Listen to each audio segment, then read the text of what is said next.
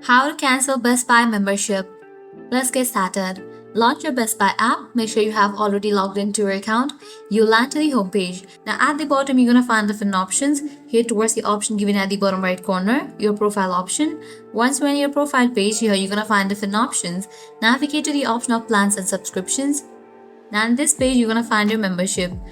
If you have subscribed to any of the plan, all you have to do is click on it. After you click on it, look for the option cancel. Click on the option of cancel. With that, you'll get the pop-up confirm cancellation. Follow the on-screen instructions to confirm the cancellation. And with that, your Best Buy membership will be cancelled.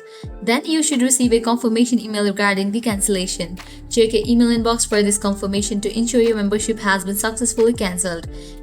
If you encounter any issues or cannot find the cancellation option, consider contacting Best Buy customer service for assistance. Keep a record of your cancellation confirmation email for future reference.